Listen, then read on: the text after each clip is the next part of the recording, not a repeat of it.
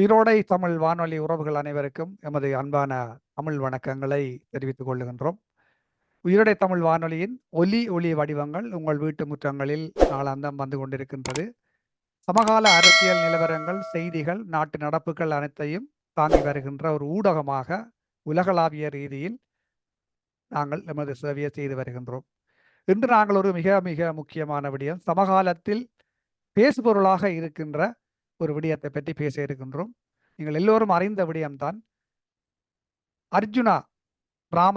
Doctor Arjuna Ramanathan அவர்களுடைய இந்த நாங்கள் மிக ஒரு காட்டமான வார்த்தை சொல்வதாக இருந்தால் இந்த மெடிக்கல் மாஃபியாஸ் என்று சொல்லுவாங்க.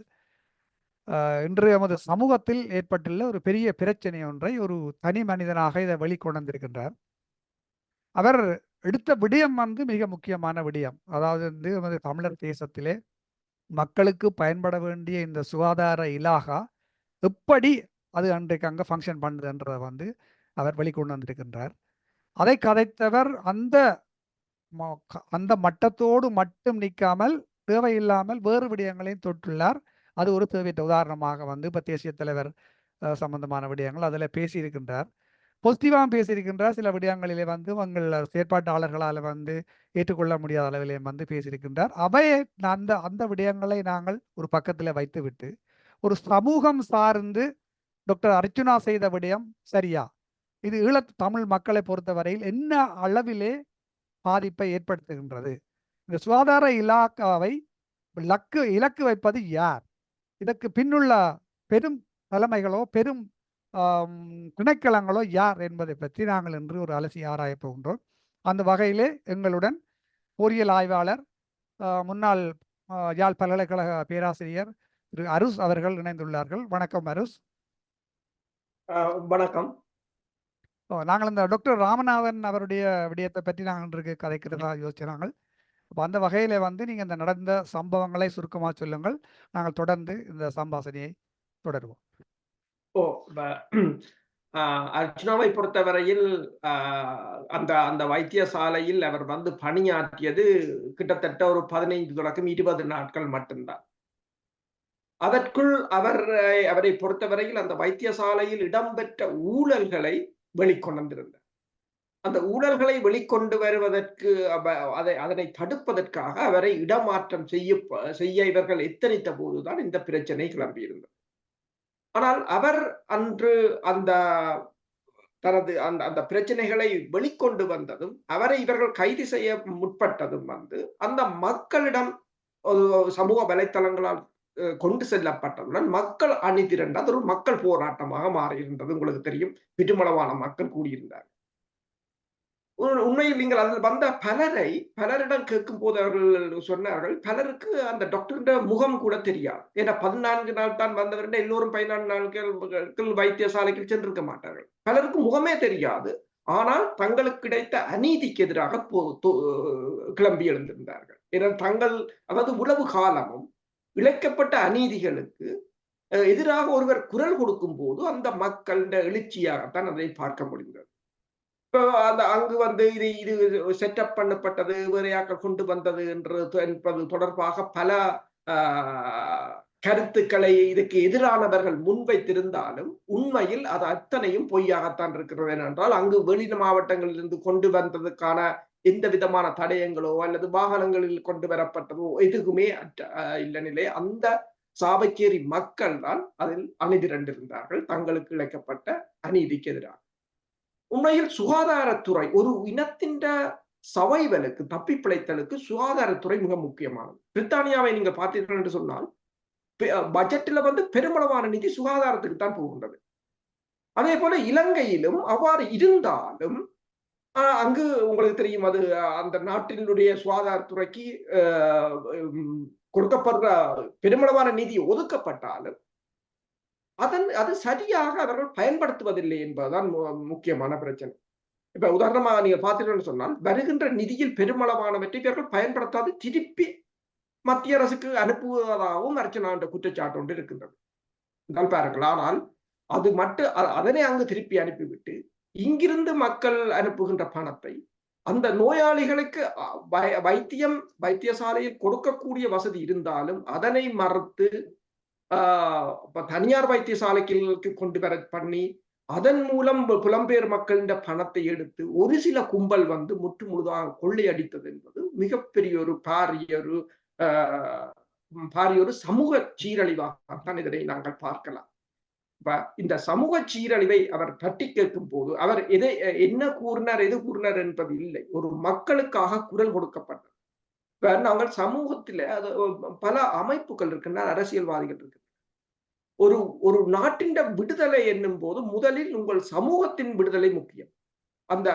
நீங்கள் அந்த சமூகத்தின் விடுதலை உங்கள் சொசைட்டிக்காக நீங்கள் என்ன செய்தீர்கள், அந்த மக்களுக்காக என்ன செய்தீர்கள் என்பது அதுதான் நாட்டின் விடுதலையாக பரிணமிக்கும். இப்ப பார்த்தீங்கன்னு சொன்னால் இதில் பல அமைப்புகளோ அரசியல்வாதிகளோ நீங்க புலம்பெயர் தேசத்தில் இருக்கிற அமைப்புகள் எதுவும் வாய் திறக்கவில்லை. உங்கள் மக்கள், நீங்கள் யாருக்காக இங்கு மனித உரிமைகள் அமைப்புகளுக்கு ஓடுகிறீர்களோ, யாருக்காக இங்கு நீதி கோரலை மேற்கொள்கிறீர்களோ, அந்த மக்கள் மருத்துவ வசதி என்று இறந்து கொண்டிருக்கிறார்கள். ஓகே, நீங்க பாருங்கள், ஒரு நோயாளிக்கு சாவச்சேரி வைத்தியசாலையில் அவசர சிகிச்சையை கொடுக்கக்கூடிய வசதி இருந்த போதும் அவரை யாழ்ப்பாணத்துக்கு அனுப்பும் போது அந்த தூர டிஃபரன்ஸில் அவர் இறந்தார் என்று சொன்னார். அப்படி எத்தனை பேர் இறந்திருப்பார்கள்? இந்த இறந்ததுக்கெல்லாம் யார் பொறுப்பு கூற போகிறார்கள்? யாரும் இல்லை. யாரும் பொறுப்பு கூறுவதும் இல்லை.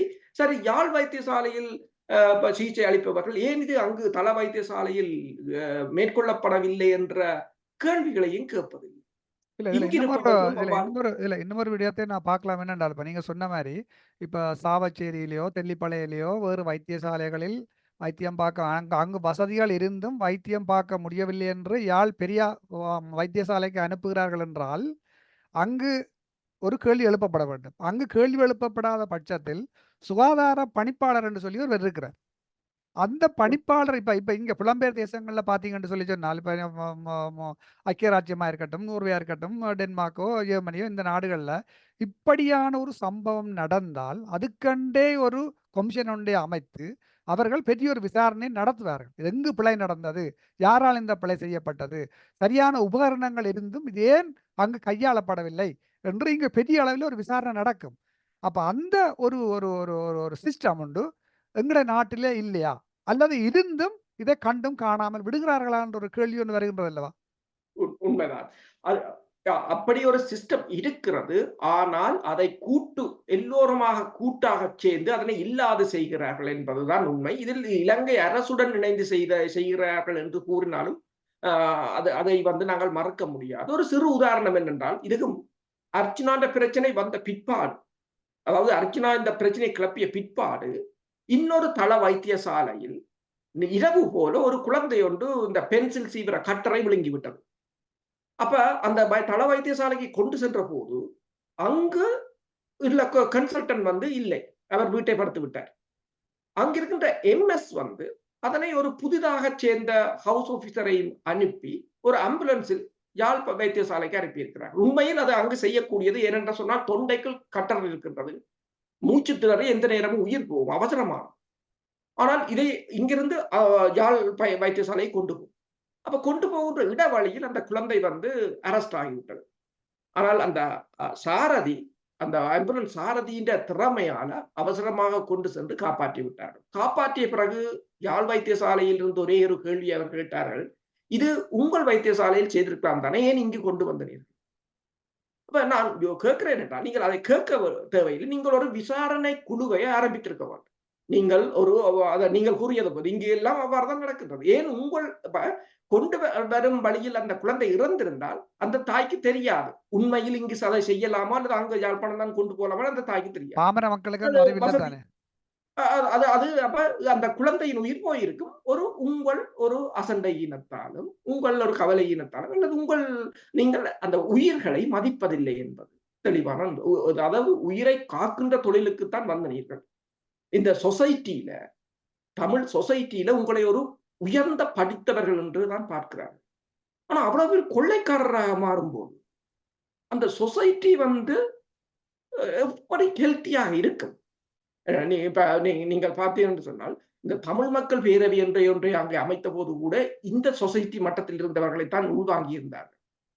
அதில் பலர் வந்து வைத்தியர்களாகத்தான் இருந்தார்கள். என்னென்று சொன்னால், நீங்கள் படித்தவர்கள் சமூகத்துக்கு சேவை செய்பவர்கள் என்று. ஆனால் இப்போ நடக்கிற சம்பவங்களை பார்க்கும்போது நாங்கள் எல்லோரையும் எல்லா வைத்தியர்களையும் கூறவில்லை. ஆனால் பெருமளவானவர்கள் இப்ப நடக்கிற சம்பவங்களை பார்க்கும்போது அந்த சொசைட்டியின் அழிவுக்கு மிக முக்கிய காரணகர்த்தாவாக இருக்கிறீர்கள். எங்களுடைய தமிழ் சமூகத்திலே சொல்லப்படுகின்றது, வைத்தியர் என்றாலே இறைவனுக்கு அடுத்த படியில் மேலானவர் என்றா, மக்களுடைய உயிரை காப்பாற்றுவதற்காக படித்து வந்தவர்கள் அல்லவா? உண்மைதான், உண்மைதான். இப்ப அடுத்ததாக இன்னொரு இப்ப நீங்கள் பார்த்தீங்கன்னு சொன்னால், இந்த அர்ச்சனா பிரச்சனைக்கு பிற்பாடு ஒரு அங்கு உள்ள மக்களிடம் கருத்து கேட்ட போது ஒரு கடலை வியாபாரி கூறினார், எங்கள் வரிப்பணத்தில் தான் நீங்கள் படிக்கிறீர்கள், ப்ரீ எஜுகேஷன். நீங்கள் சேவை செய்யவில்லை, உங்களுக்கு சம்பளம் தருகிறார்கள், வேலை செய்வதற்கு சம்பளமும் தருகிறார்.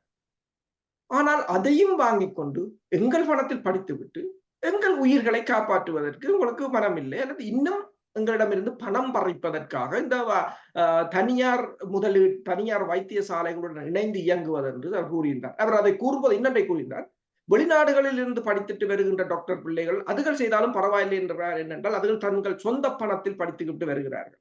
ஆனால் நீங்கள் இந்த யாழ் பல்கலைக்கழகத்திலே, பல்கலைக்கழகம் யாழ்ப்பாணத்தில் ஆரம்பிக்கப்பட்டதே அந்த பிரதேசத்தின் மக்களிட படிப்பறிவை உயர்த்தி அவர்களுக்கு ஒரு உன்னதமான வைத்தியர்களை கொடுத்து அந்த மக்களுக்கான சேவையாகத்தான் அது ஆரம்பிக்கப்பட்டது. இன்று அந்த சொசைட்டியை அழிப்பதற்கான ஒரு ஆயுதமாக அதை பயன்படுத்தி இருப்பது என்பது இந்த அர்ஜுனாவினால் தான் வெளிக்கொண்டு வரப்பட்டது. இப்ப நீங்க பார்க்கலாம், இப்போ தமிழ் அரசியல் கட்சிகளோ அல்லது தமிழ் அமைப்புகளோ பல போராட்டங்களை நடத்தினாலும் அந்த அர்ஜுனாவுக்கு சேர்ந்த மக்களை நீங்கள் பார்க்கலாம். அதே போல மீனவர் போராட்டத்தின் போது சேர்கின்ற மக்கள், என்றால் மக்களின் பிரச்சனை, ஒரு சமூகத்தின் பிரச்சனையை நீங்கள் கையில் எடுக்காது ஒரு நாட்டின் விடுதலையை நீங்கள் வென்றெடுக்க முடியாது. இல்ல அர்ஜுனான்ற பிரச்சனையிலே பாத்தீங்கன்னு சொன்னால், ஒரு குறிப்பிட்ட நேரத்துக்குள்ள வந்து மக்கள் பெருமளவிலே வந்து திறந்து விட்டார்கள். அந்த மக்களுடைய எழுச்சியை தொடர விடாமல் அதை அடக்க வேணும் என்பதற்காகவே அங்கே காவல்துறையும் இராணுவம் குவிக்கப்பட்டு அந்த மக்களை அங்கிருந்து கலைப்பதற்கான வேலையைத்தான் செய்யப்பட்டுள்ளது. என்ன மற்ற இதுல இன்னொரு விடயத்தையும் பார்த்தீங்கன்னா, நான் இப்ப நீங்கள் சொன்னது போல இப்ப நாங்களும் அங்கே தாயத்தில் உள்ள எங்களுடைய தொடர்பாளர்களுடன் பேசிய பொழுது அவர்களும் வந்து மிகவும் ஒரு பெரிய ஒரு ஆதங்கத்தில் இருக்கின்றார்கள். இப்ப அர்ஜுனாண்ட பிரச்சனையை வந்து மூடி மறைக்கிறதுக்கு எங்களுடைய அரசியல்வாதிகளும் முனைப்போடு செயற்படுகிறார்கள். உண்மைதான். என்று சொன்னால் அரசியல்வாதிகள், சில ஊடகவியலாளர்கள் பலர் இதனை மறைக்க முற்பட்டு நிற்பதுதான் பரிதாபமான வேலை. இப்ப அதாவது இன்று இந்த பிரித்தானியாவில் ஒரு சம்பவம் ஒன்று இடம்பெற்றது. மீனா சமல்மேன் என்ற ஒரு பெண்ணின் 2 பிள்ளைகளை 2020ஆம் ஆண்டு ஒருவர் படுகொலை செய்து விட்டார், பெண் பிள்ளைகளை.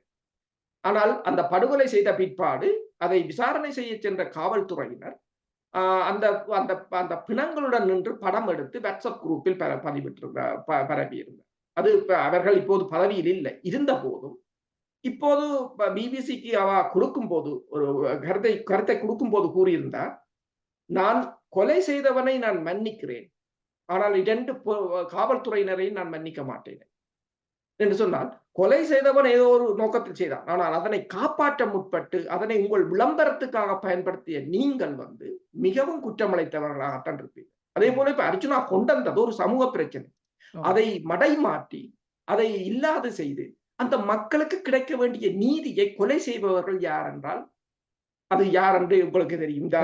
அதற்கு குரல் கொடுக்காத அத்தனை பேரும் நாங்கள் அந்த படுகொலை யோசிச்சு பாருங்கள், 15 வருடமாக இது நடக்கிறது என்றால் எத்தனை உயிர் பிரிந்திருக்கும்.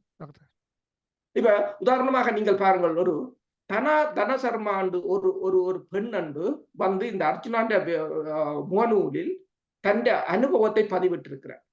அதாவது தன் தமையன் ஒரு ஆக்சிடென்ட்ல முள்ளந்தண்டும் காலும் முறிந்த நிலையில் வவுனியா வைத்தியசாலையில் அனுமதிக்கப்பட்டு உடனடியாக சத்திர சிகிச்சை செய்ய வேண்டும் என்று யாழ்ப்பாணத்துக்கு அனுப்பப்பட்டார். யாழ்ப்பாணத்துக்கு வந்தோன்னு வெறும் பெனடோல் தான் கொடுத்தார்கள். கேதீஸ்வரன் தான் அதன் அப்போது பெரிய டாக்டராக இருந்தார்.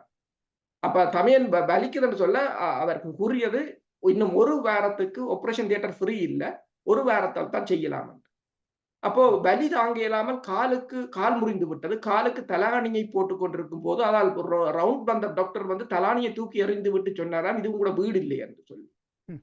அதற்கு பிறகு அங்கு இருக்க முடியாது, என்னை வெளியில் கொண்டு போன்று தமையன் அழுததுக்காக வெளிநாடுகளில் கேட்டு காசு வாங்கி நொதர்ன் சென்ட்ரலில் 8,5 லட்சம் ரூபாய் கொடுத்து ஆபரேஷன் செய்தது. அந்த ஆபரேஷன் செய்யும் போது பின் கதவால் வந்து அந்த ஆபரேஷனை செய்துவிட்டு போனது கேதீஸ்வரன் என்று பதிவிட்டார். அப்ப அது வந்து சொன்னா, அப்ப இதுல பார்க்க போனா அவைக வந்து சரியான முறையில திட்டமிட்டு இழுத்தடிப்பு செய்து பிரைவேட் ஹாஸ்பிட்டலுக்கு போகட்டும் என்றதுக்காக வேண்டி அந்த இழுத்தடிப்பை செய்திருக்கின்றார்கள் என்ன? மற்ற உண்மைதான். நான் கேள்விப்பட்ட மாதிரிக்கு வந்து அந்த அரச வைத்தியசாலைகளுக்கு அல்லது இந்த மாகாண வைத்தியசாலைகளுக்கு போகின்ற மருந்துகளை கூட இவர்கள் இந்த தனியார் வைத்தியசாலைகளுக்கு குறைந்த விலையில் கொடுக்கிறார்கள் என்றும் கேள்விப்பட்டேன். அது இந்த அளவுக்கு உண்மை என்று எனக்கு தெரியவில்லை. மற்றதுல இன்னும் ஒரு விடயத்தை நாங்க பார்க்கணும் என்னென்றால், இப்ப இலங்கையில வந்து அரச வைத்தியசாலைகள் இருக்கின்றன. மற்றது மாகாண சபைக்கின் கீழ் உள்ள வைத்தியசாலைகள் இருக்கின்றன.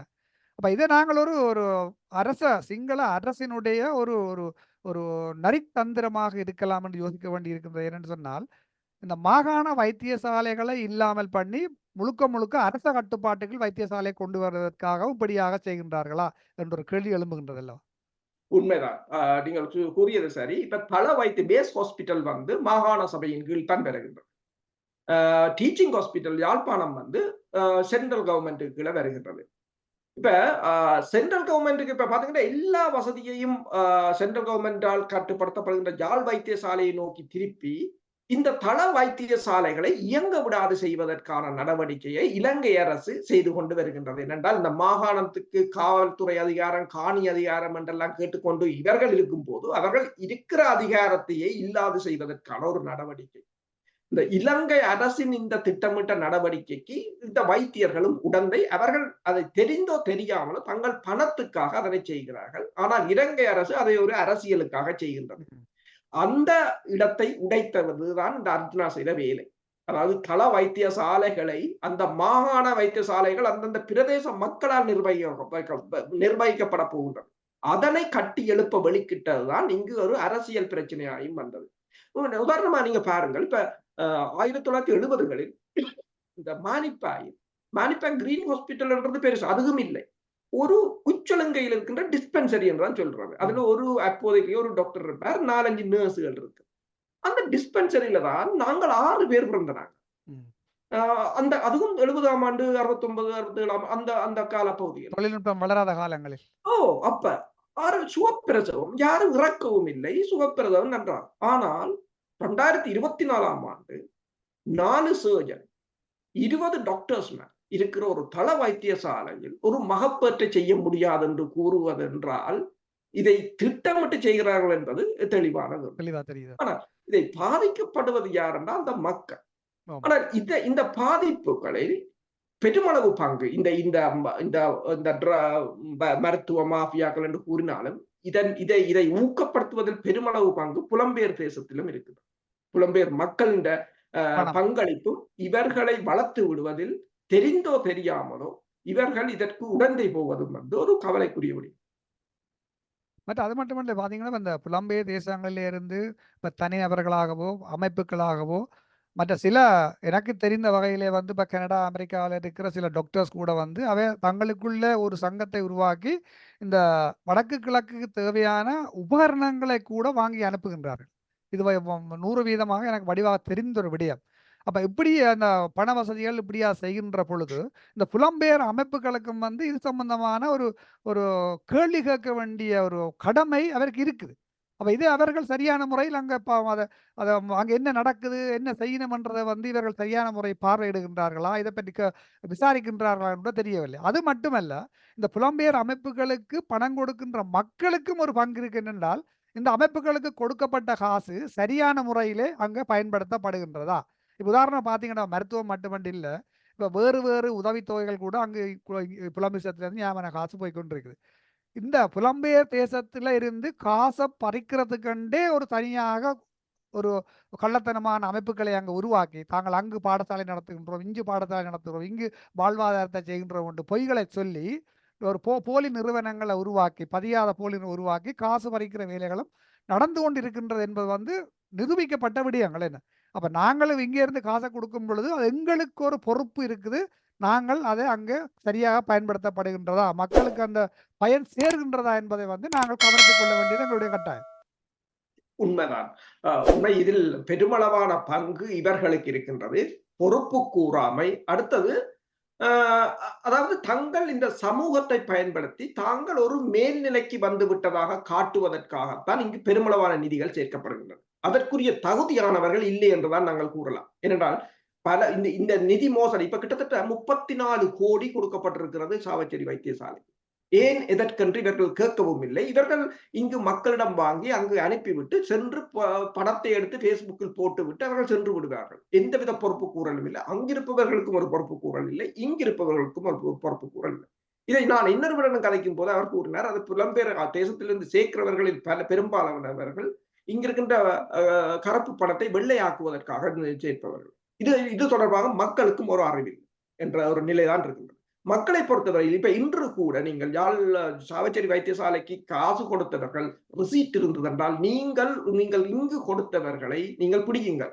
நீங்கள் அவர்களிடம் பொறுப்பு கூற வைத்தால்தான் இப்படியான எழுந்தமானமாக பணங்களை சேர்த்து மக்களின் பணங்களை கையாடி இங்கிருப்பவர்களும் கையாடி அங்கிருப்பவர்களும் கையாடி என்று ஒரு நிலை என்று ஏற்படாது. உண்மையில் இதனை தடுக்க முடியும். இப்ப பொறுப்பு கூறல் என்று சொல்லும் போது இவர்கள் அந்த பணத்தை கொடுத்த பிற்பாடு அது தொடர்பாக அது எவ்வாறு நடைபெறுகின்றது, அதுக்கு கண்டினியூஸா அதை மானிட்டர் பண்ணுகிறார்களா, அது உண்மையாக பாதிக்கப்பட்டவர்களுக்கு போய் சேர்கிறதா என்றதை யாரும் கேட்கவும் இல்லை. இப்போது நீங்கள் பார்த்தீங்கன்னா இந்த நோயாளர் நலம்புரி சங்கமாக இருக்கலாம் அல்லது அபிவிருத்தி குழுவாக இருக்கலாம், அதில் முன்னர் பணியாற்றியவர்கள் இப்போது வந்து அறிக்கை வெளியிட்டுக் கொண்டிருக்கிறார்கள், கருத்துக்களை வெளியிட்டுக் கொண்டிருக்கிறார்கள். அதுவும் வந்து ஒரு அரிப்னா வந்து இந்த கருத்தை வெளியிட்டபடியா. இப்ப இல்லை என்று சொன்னால் இவர்களும் மௌனமாகத்தான் இருப்பவர்கள். அதாவது ஒரு குற்றத்துக்கு துணை போனவர்களாகத்தான் இவர்கள் உண்மையில் பொறுப்பு கூறும் வரையிலும் நாங்கள் அவர்களும் இந்த குற்றத்துக்கு துணை போனவர்களாகத்தான் பார்க்க முடியும்.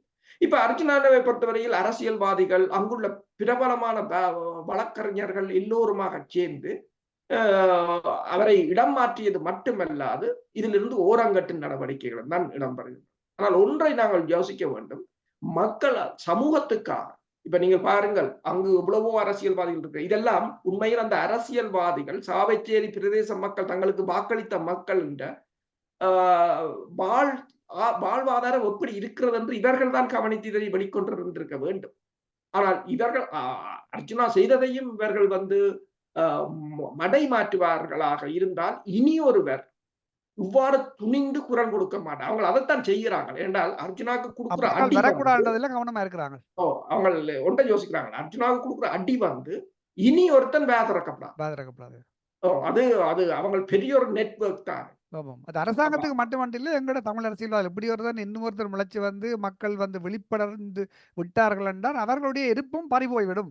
அதுதான் அந்த முக்கியமான விடயம். அதுதான் அந்த முக்கியமான விடயம். ஆனால் உண்மையில் மக்களை பொறுத்தவரையில் அவருக்கு பின்னால் அணிதிரண்டு நிற்பது வந்து அது பாதிக்கப்பட்ட மக்கள். உண்மையில் எத்தனையோ பேர் எத்தனையோ உறவுகளை இழந்திருப்பார்கள். அது மட்டுமல்ல 30 வருஷ போராளம் அந்த பனியால விழுந்தவன மாடவரை மிரிச்சான்னு சொல்லுவார்கள். அதுபோல 30 வருஷ போர்க்காலத்துல சகலதையும் இழந்து வன்னிகள் எல்லாம் தங்களை அந்த பாதுகாக்க ஓடி திரும்பி வந்து திரும்பி தங்களுடைய வாழ்வை கட்டி எழுப்பி கொண்டு இருக்கிற இந்த மக்களை திருப்பி அவர்களுடைய இந்த சுகாதார இலாகால எப்படி அடிக்கிறதை வந்து எவ்வளவு ஒரு கொடுமை யோசிச்சு பாருங்க. உதைத்தான் மீனவர் சங்கத்தின் தலைவரும் கேட்டிருந்தார். இப்ப இந்தியாவை பொறுத்தவரையில் இந்தியா மீனவர்கள் வந்து எங்கள் வாழ்வாதாரத்தை அள்ளி செல்வதற்கு தொடர்பாக அவருக்கு கூறியிருந்தார். நாங்கள் போரால் பாதிக்கப்பட்டு இப்பதான் மேலுக்கு வந்து கொண்டிருக்கிறோம். நீங்கள் தொப்புள் கொடி உறவு என்று சொல்லி வந்து எங்கள் வாழ்வாதாரத்தை களவெடுத்து கொண்டு போனால் நீங்கள் ஏன் எங்களுக்கு தொப்புள் கொடி உறவு என்று சொல்வது என்ன அர்த்தம் என்று அவர் கேட்டிருந்தார். அதே போல ஆனால் அது இந்தியா, இது உள்ளுக்கு இருக்கிறவங்களே நீங்கள் வேலியே என்று சொன்னால் இது உண்மையில் இப்ப நீங்கள் பெருமளவானாக்கள் இப்ப அரசியல்வாதிகளை பொறுத்தவரையில் பெருமளவானாக்கள் தேசியம் கதைப்பவர், அமைப்புகளை தேசியம் கதைப்பவர், தேசியத்தை கதைத்துக் கொண்டு ஒரு சமூகத்தின் அநீதியை தட்டி கேட்க துணிவில்லாதவர்கள் நீங்கள் என்னென்று விடுதலை பெற்று தருவீர்கள் என்று அதான் 2 பேர் விடுதலை பெற்றுத் தருவீர்கள் என்று மக்கள் நம்புவது. எனவேதான் நீங்கள் பாருங்கள் பெருமளவில் மக்கள் அவர்களுக்கு பின்னால் அணிந்து எழுவதில்லை. ஏனென்று சொன்னால் போலியானது என்று தெரிகின்றது. ம். என்றால் ஒரு சொல்லுவாங்க, கூரை ஏறி கோழி பிடிக்க தெரியாதவன் வானம் ஏறி வைகுண்டம் போறானாம் என்று. போவாரான்னு சொல்லியா? அப்ப அதே போலதான் என்னென்றால் ஒரு சாதாரண மக்களின் சமூக பிரச்சனையை தீர்த்துத்தான் நீங்கள் அதுக்கு அடுத்த பிரச்சனைக்கு போகலாம்.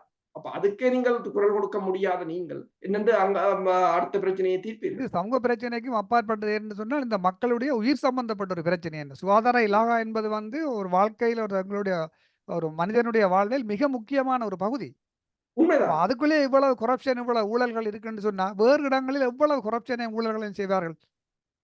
எல்லா துறைகளும் இவ்வாறுதான் இருக்கின்றன. எல்லா துறைகளிலும் இப்ப அரசு துறைகளை பொறுத்தவரையில் பெருமளவான அரசு துறைகள் அவ்வாறுதான் இருக்கின்றன. இப்ப பிரித்தானியாவில் அதை எவ்வாறு அவர்கள் சீரமைத்து விட்டார்கள் என்று சொன்னால், இப்ப அம் சுகாதாரத்துறை வந்து தனியார் ம். என்று சொன்னால், அரசாங்கம் காசை தனியார் பிரைவேட் கம்பெனிக்கு கொடுக்கும். ஃபண்டிங்க குடுப்பினாங்க. அவர்கள் இலவச மருத்துவத்தை கொடுப்பார். குடுப்பார். அப்ப நீங்கள் எவ்வளவுக்கு பேஷண்ட்ஸை கவனமாக பார்க்கிறீர்களோ, அவ்வளவுக்கு ஏற்ற மணி தான் உங்களுக்கு கிடைக்கும். ம்.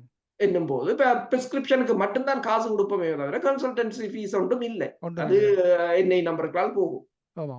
ஆனால் இது அரசாங்கம் கொடுக்கிற சம்பளத்தையும் எடுத்துக்கொண்டு, அரசாங்கத்தில் கொடுக்கின்ற மருந்துகளையும் இடங்களுக்கு விற்றுக்கொண்டு, இன்னும் மக்களை ஏதிலிகளாக்கி, அவர்களின் புலம்பெயர் தேசத்தில் இருக்கின்ற பணங்களையும் எடுத்து, ஒரு சிலர் அவ்வளவத்தையும் வரையை திருப்பி இப்ப தங்கள் பொக்கெட்டுகள் போட்டுக் கொண்டிருப்பது வந்து மிகப்பெரிய ஒரு சமூக சீரழிவாகத்தான் சரியான பார்க்கிறேன். சமூக சீரழிவு.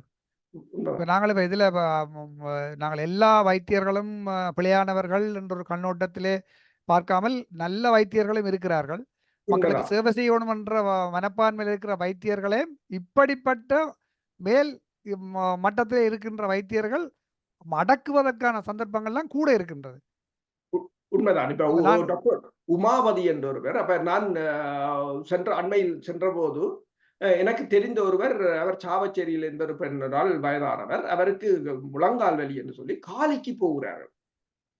சாவச்சேரி இருந்து. இப்ப ஏன் என்று கேட்டேன், உமாவதி என்ற ஒரு டாக்டர் இருந்தவர் யாழ்ப்பாணத்துல. இவங்க எல்லாருமா சேர்ந்து மாத்தி போட்டாங்க தம்பி. ம். மக்களுக்கு யார் சேவை செய்கிறார்களோ அவர்களை தூக்கி எறிந்து விடுவது. இப்ப உதாரணமாக பாத்தீங்கன்னா, புற்றுநோய் தொடர்பான நிபுணர் வந்து ஜெயக்குமார் அவர் ஒரு நேர்காணலை கொடுத்திருக்கிறார். தான் தெல்லிப்பளையில் இருந்த தன்னை எவ்வாறு இந்த யாழ் மருத்துவ நிர்வாகம், வடபகுதி மருத்துவ நிர்வாகமும் இணைந்து எவ்வாறு அவர்கள் வீட்டை கூட அடித்துடைத்திருக்கிறார்கள். நீங்கள் மயூரன் ஸ்டேட்மெண்டை பார்க்கலாம். மயூரனுக்கு அடித்தும் இருக்கிறார். மருத்துவர்கள் என்னும் போது உயர்ந்த படிப்பு படித்தவர்கள், நீங்கள் சாஃப்டானவர்கள் என்ற உயிரை மதிப்பவர்கள் தான். ஆனால் வீட்டை கொளுத்துவது, அடிப்பது, உதைப்பது இப்படியானவர்களை வந்து நாங்கள் ஒரு மருத்துவ மாஃபியாக்கள் மட்டுமல்ல, இவர்கள் வந்து தங்களுக்கு எதிராக செயற்படுபவர்களை அடித்து முறிப்பதற்கென்றே அண்டர் கிரவுண்ட்ல ஒரு குரூப்பை வச்சுக்கிறார்கள் கூட நாங்க சொல்லலாம். உண்மைதான். அப்படித்தான் கூற முடியும். ஏனென்றால் அங்க இருக்கிற ஊடகவியலாளர் சொன்னார், அங்கு அந்த டிப்பர்களால் அடித்து மோதி கொள்வதில் கூட இவர்களின் அந்த தனியார் மருத்துவ நிறுவனங்களின் பங்களிப்பு பெருமளவில் இருக்கின்றது. அன்றைக்கு ஒருவர், அதாவது MLT என்றது அந்த மெடிக்கல் லெபார்டரியில வேலை செய்கிறவர்கள், அவ்வாறு ஒருத்தர் வந்து யூடியூப் காணொலியில் சொல்லியிருந்தார். இப்ப சில டெஸ்டிங்குகளுக்குரிய மருந்துகள் வந்து காலாவதியாகி போகும்போது அந்த தனியார் மருத்துவ நிறுவனங்கள் வைத்தியர்களுக்கு சொல்லுவாம், இந்தந்த மருந்துகள் முடிய போகிறது என்று.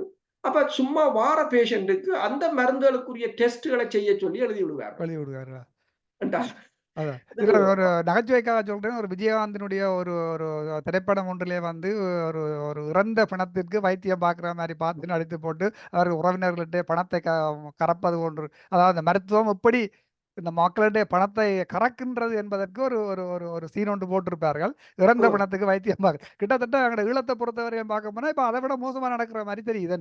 உண்மைதான். 2011ஆம் ஆண்டு கூட எனக்கு தெரிந்த ஒருவர் யாழ் வைத்தியசாலையில் நிறைய இறந்தவரின் உடலை பெறுவதற்கு 2011ஆம் ஆண்டு இறந்தவரின் உடலை பெறுவதற்காக யாழ் வைத்தியசாலையில் எனக்கு தெரிந்த ஒருவர், என்ற உறவினர், 1 லட்சம் ரூபாய் கட்டித்தான் அந்த பணத்தை சடலத்தை வெளியில் எடுத்தது. யாழ் வைத்தியசாலை அரசு வைத்தியசாலை, தனியார் வைத்தியசாலையிலும் இல்லை, யாழ் வைத்தியசாலையிலிருந்து எடுத்தது. அதிலே விரிவாக இந்த வைத்தியர்கள், அந்த வைத்தியசாலையில் வேலை செய்பவர்கள், அவர்களுக்கு உளவு பார்ப்பவர்கள் எல்லாருக்கும் தெரியும். இந்த வாராக்களுக்கு வந்து வெளிநாட்டிலே ஆக்கள் இருக்கிறார், என்ன சொந்தக்காரர் இருக்கிறார், இப்படி மேட்ட பணத்தை கறந்துடலாம் என்று சரியாக ஏற்கனவே ஒரு நெட்வொர்க் கொண்டு வச்சு பிளான் பண்ணித்தான் இது வடிவான முறையில் நகர்த்தி கொண்டிருக்கின்றார்கள். இதுக்கு ஒரு முடிவொன்று வர வேண்டும். நாங்கள் இன்னும் அந்த அர்ச்சுனா போன்று இன்னும் பல உண்மையாக சமூக சேவை கருதி ஈழத்தமிழர்களுக்கு சரியான சேவை செய்ய வேண்டும் என்ற இன்னும் பல இளைஞர்கள், இளைய வைத்தியர்கள் வந்து முன்வர வேண்டும். இந்த மக்கள் போராட்டங்களை அடித்து நிறுத்தும் பொழுது, இந்த அரசாங்கம் சரியாக திட்டமிட்டு செய்யும் பொழுது, இவற்றை எல்லாத்தையும் நாங்கள் கவுண்டர் பண்ணக்கூடிய மாதிரி மக்களை வந்து தயார்படுத்த வேண்டும். அப்போ அந்த மக்களை தயார்படுத்துறது வந்து அரசியல்வாதிகள் ஒருவங்களும் செய்ய மாட்டார்கள். வேறு சமூக சிந்தனை உள்ள செயற்பாட்டாளர்கள் தான் இதுக்கு முன் வந்து மக்களுக்கு இந்த விடயங்களை எடுத்து சொல்லி மக்களை தயார்படுத்தி ஒரு பலமான ஒரு சமூகமாக உருவாக்க வேண்டியது வந்து தாயகத்தில் இருக்கிற சமூக செயற்பாட்டாளர்களும் புலத்தில் இருக்கிற எங்களுடைய செயற்பாட்டாளர்களுடைய கடமை என்று கூறிக்கொண்டு, நாங்கள் இந்த நேர்காணலை அளித்த அருஸ் உங்களுக்கும் நன்றியையும் தெரிவித்துக் கொண்டு, நாங்கள் இது மட்டுமன்றில்லை, இன்னும் பல விடயங்கள் கதைக்க வேண்டியிருக்கு. முக்கியமாக இந்த மீனவருடைய பிரச்சனை வந்து ஒரு பெரிய பிரச்சனை. அதை கூட வந்து நாங்கள் ஒரு சிறிய வட்டத்துக்குள் அடக்க முடியாது. இந்த மீனவருடைய பிரச்சனை என்பது வந்து 2 அரசுகளுக்கு இடையிலே திட்டமிட்டு செய்யப்படுகின்ற சதியாகத்தான் நாங்கள் பார்க்கின்றோம். அது சம்பந்தமான விளக்கமாக நாங்கள் பின்பு கதைப்போம். இன்றைய இந்த நேர்காணலில் உங்களுக்கு இறுதியாக ஒரு சொல்ல இருந்தால் சொல்லுங்கள். நன்றி ஸ்டீவன். உண்மையில் தான் நீங்கள் கூறியது போலதான் இவ்வாறான மக்கள் போராட்டங்கள் தான் எங்கள் விடுதலைக்கான அடிப்படையானது. அப்ப மக்களுடன் நின்று, அதாவது மாவோ கூறியது போல, நீங்கள் மக்களுக்கு உண்மையை சொல்லுங்கள், அவர்கள் உங்களுக்கு வெற்றியை பெற்றுத் தருவார்கள். அதைத்தான் கூறியது. இப்ப அர்ச்சுனா செய்தது ஒன்றுதான். காசு கொடுக்கவில்லை மக்களுக்கு, பிரியாணி பட்டலம் கொடுக்கவில்லை மக்களுக்கு. அர்ஜுனாவே அங்க வந்தவர்களுக்கு யாருன்னு தெரியவில்லை, இரவாசி பேருக்கு யாருன்னு தெரியாது, அந்த தம்பி யாருன்னு தெரியாது. ஆனா தங்களுக்கு இழைக்கப்பட்ட அநீதிக்காக ஒருத்தன் குரல் கொடுத்திருக்கிறான் என்னும் போது அவர்கள் அதுல கிளர்ந்தெழுந்திருந்தார்கள். அப்ப இவ்வாறான போராட்டங்கள் தான் இலங்கை அரசு இழைக்கின்ற அநீதிக்கு எதிராகவும் மக்களை கிளர்ந்தெழ வைக்கும். அப்ப நீங்கள் இந்த போராட்டத்தை முளையிலேயே அடித்து மூடினீங்கள் என்று சொன்னால், ஒரு மக்கள் போராட்டத்தை உங்கள் விடுதலைக்காக நீங்க கொண்டு வர முடியாது. நன்றி. நன்றி அனைவருக்கும். நாங்கள் இந்த நேர்காணலிலே வந்து இப்ப சமகாலத்திலே நடக்கின்ற இந்த மருத்துவ மாஃபியாக்கள் உடைய இந்த இப்படியான இழிநிலை வேலைகளை நாங்கள் பார்த்திருந்தோம். மருத்துவர் அர்ஜுனா போன்று இன்னும் பல வேகமுள்ள, சக்தியுள்ள, சமூகத்துக்கு வேலை செய்யக்கூடிய பல இளைஞர்கள் முன்வர வேண்டும் என்று கூறிக்கொண்டு நாங்கள் இந்த நேர்காணலை நிறைவு செய்வோம். நன்றி, வணக்கம். நன்றி.